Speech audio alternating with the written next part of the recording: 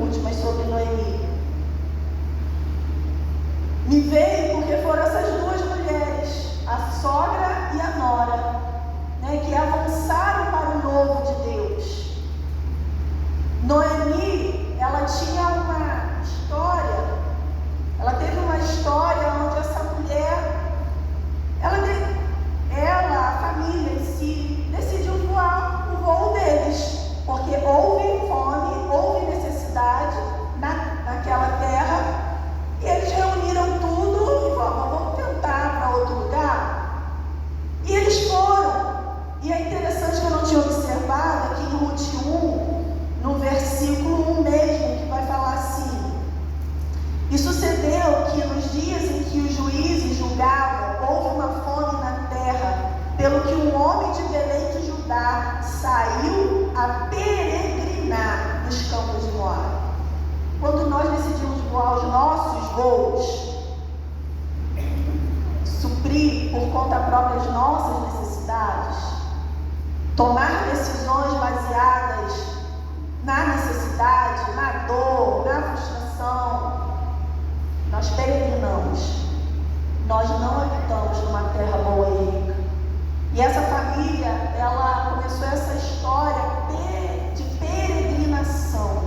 Ela estava ali por aquela terra de Moabe, mas a Bíblia diz que eles estavam peregrinando. E houve, quem conhece a história sabe que houve perdas. Essa mulher perdeu os filhos, perdeu o esposo, uma sucessão de perdas. Perdeu o esposo, depois perdeu os 2 filhos. E ela se viu naquela situação, sozinha, com muitas marcas da vida. A gente não sabe se ela foi peregrinar porque ela quis. Naquela época as mulheres não tinham voz, a opinião não importava muito, né? Não era decisões em comum acordo. Não sabemos, a Bíblia não fala sobre isso. Ou talvez fosse uma casa que sim, decidiu junto.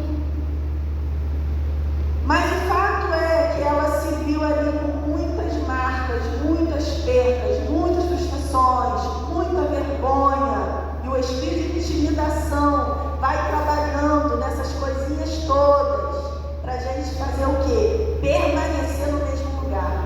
Porque a gente fica com vergonha de tomar nova decisão. Gente, se eu tomei uma decisão errada, se não deu certo, você tem o direito de diante de Deus se levantar e começar de novo.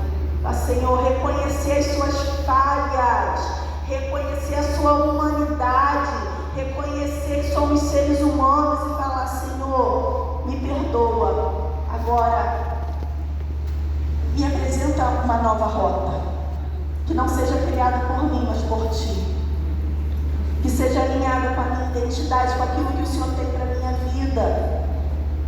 E aí a Bíblia vai dizer que essa mulher, ela rompeu. Ela rompeu, não sei como você chegou até aqui, mas essa mulher, ela rompeu.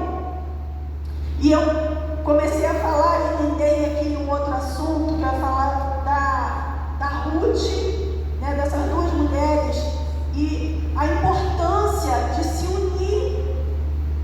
E eu comecei a estudar esse texto, de Noemi, e eu comecei a falar, Senhor, que as mulheres se unam, porque andar junto é melhor, andar junto é mais leve, andar junto, a porcentagem de erro é mínima, sabe? Porque você tem uma mulher madura do teu lado.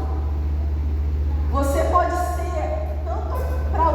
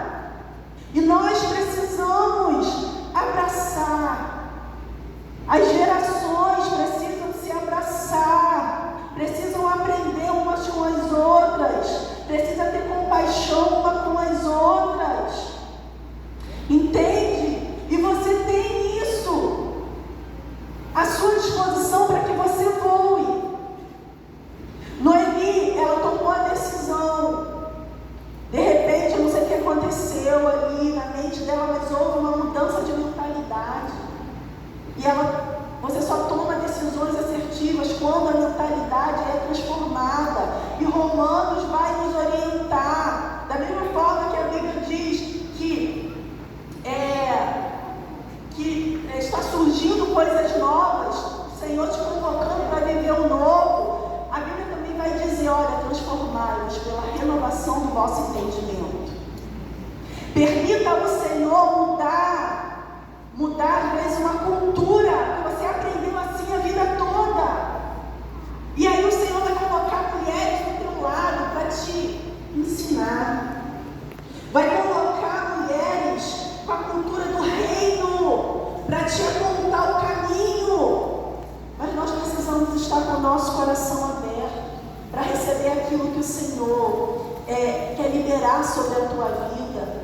Que alegria é quando a gente se coloca ali ao lado da nossa irmã em oração, em conselho, até discipulado, e você vê essa mulher voando, sabe? Não há competição no reino, há alegria no Espírito, porque a nossa irmã está avançando. Há alegria no Espírito quando a nossa irmã entende, chega para nós falando, olha, eu entendi qual é o meu chamado. Gente, o olho brilha. Quem que já passou por isso? A pastora aí com certeza, de ver uma liderada, sabe, descobrindo qual é o seu lugar no reino. E nem sempre o chamado vai ser para a plataforma, para o altar enquanto plataforma, porque aí embaixo é um altar. Entende? O teu negócio é um altar. O meu trabalho, onde eu atendo mulheres, é um altar. Ministrar a palavra é um altar. Minha casa é um altar. Servir na porta é um altar. Limpar o banheiro é um altar. Estamos servindo. Fazer comida. Ou preparar os almoços e ver os recursos entrando para os projetos daquilo que o Senhor tem colocado no coração da liderança, no coração da igreja. Isso é um altar. Mas isso faz parte da nossa identidade. Essa identidade, ela é ativada em primeiro lugar, estando assentada, aceitando o seu lugar nas regiões celestiais, aprendendo com Cristo, estando ao lado de mulheres que já estão adiantadas no processo. Aleluia! Eu lembro quando eu me converti, desde o início, quando o Senhor me alcançou, desde o início, Ele sempre mostrou que o chamado era libertação, era cura interior. Gente, eu tinha, assim, pensa nos piores sonhos. Eu não tinha sonho bonitinho, não. E eu chegava na pastora Luciene e falava assim, olha, eu sonhei isso, ela já começava a rir.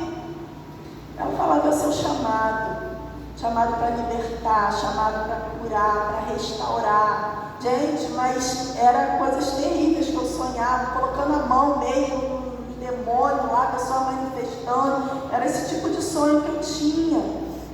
Mas estar no seu lugar de identidade, isso faz o teu olho brilhar. E eu quero declarar sobre a tua vida que você irá acessar a sua identidade, em nome de Jesus.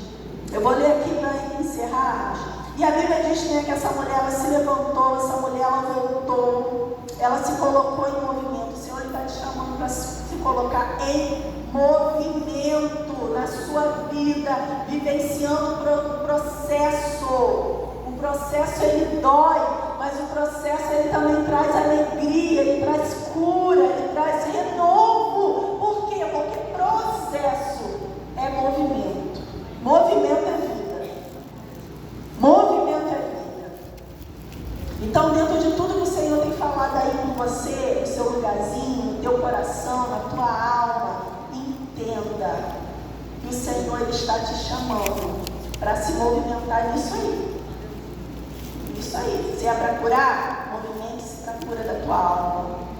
Movimente-se, deixa o Senhor te restaurar, porque Ele restaurou ele. Falando sobre identidade aqui, em Ruth 1:19, fala assim: Assim, pois, foram-se ambas, até que chegaram a Belém. E sucedeu que, entrando elas em Belém, toda a cidade se comoveu por causa delas, e diziam: não é esta Noemi? Porém ela lhe dizia: não me chameis Noemi, chamai-me Mara, porque grande amargura me tem dado o Todo-Poderoso. E aqui ela conta, da experiência que ela teve, a experiência na jornada que a família decidiu trilhar. E eu anotei assim: um passado de dores não resolvida nos impede, nos afasta da nossa identidade. E eu achei aquilo muito interessante, porque Noemi, ela chegou naquele lugar, ela tomou atitude, levantou, ela voltou para a casa do pão, para a cidade de origem, para o lugar dela original, se posicionou. Mas as dores faziam com que ela se visse como uma mulher amarga.